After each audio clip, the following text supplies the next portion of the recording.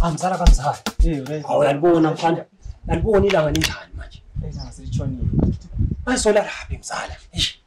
Sola laphi plan. Plan. Sola laphi mzala? Hayi kodwa ngiplan. Le plan. Yini mzala? Kahlonga nasigogo lokho. Ya mntomdala. Mntomdala. Singitholile ukulala. Mzala hayi kanjani uzocela indawo kulala wena? Azuyicela. Uzocela indawo kulala? Ngizuyicela. Wazithi kahle kahle kumele ngenze. Kumele ngimngene ugogo. Hayi ngimngene. Cha ngesitini. Sesitholile mzala.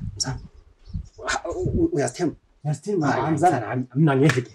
Hayi uzokhuluma la ikhululeka. Hayi khululeka. Akukhululeka. Ngeke. Hayi uzokhululeka. Kanti asikhulumela. Salubona mama. Yebo baba.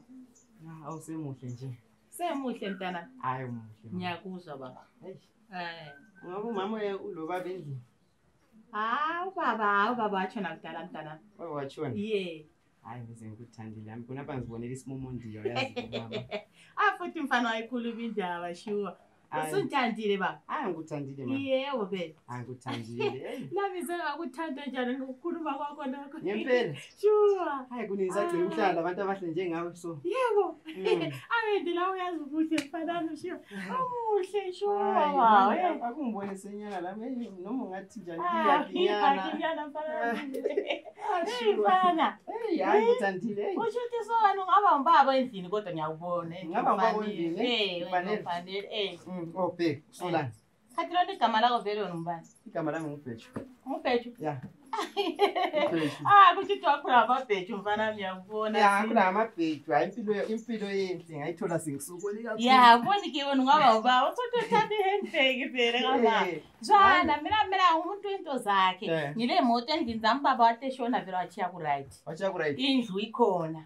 Yeah. Hawu ukuthi umuntu phela. Yeah. Khonapha zinkinga. Inkinga mntana. Sithumile la manje indawo yokulala. Indawo yokulala. Kululeka mfana, indlu yokulala.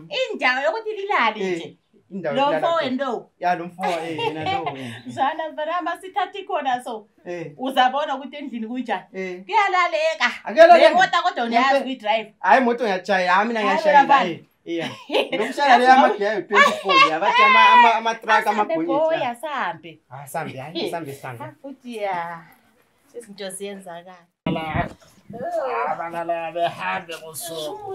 Abana sengibuyile. Okuyincwadi lokho ngithole eposini lapha abantu balebheshu.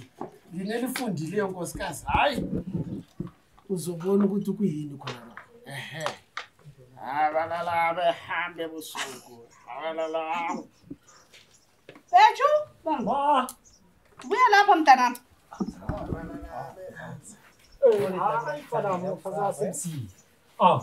Ma. Oh. Ngoma nomngane wakho. Sanibonani. Hayi ngiyaphila sinjani? Ngiyaphila mama. Dala wami. Yebo. Umntana kule ncwadi engiyitholile kuyalo babakho. Incwadi ngamaphoyisa ma? Hayi kanti vele ugange. Hayi phela bese moya nomuntu osona. Hayi asomaphoyisa mntana. Hayi mina lo. Kodwa isimito engiyibona la. Hayi ngangikhumbula ukuthi ngaba yini mama. Nansincwadi ibhale wena ngoba kuzibonele mntana wami khona. Yebo. Amamiliyoni impela. Kule 35 million ngekabheju nefortuna ngelikaBheju yimi.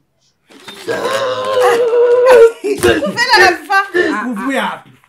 Imali ekhaya. Kubuya kubani? Kubuya kubani? Kunomunye ugogo ebhodakana la. Ugogo. Itho ugogo mamkhwanazi. Ya. Yabona ukuthi ngeke njani? Manje bayakunikeza imali. Hayi ma. Sathi sikhamba lapha ebusuka ngithi sabona ugogo, lo gogo sacela indawo kulala. Wakhuluma igama lami wathi yena uMbheki. Senzo somabhizinisi. Manami, uzoba security wena. Ugogo lona washelwa yimi. Washelwa manje igama kaBheju walithola. Umtshela ngathi igama langu uBheju. Manje yes. Umfana uzomvulela ibhokisi stop. Ya, hayi. Hayi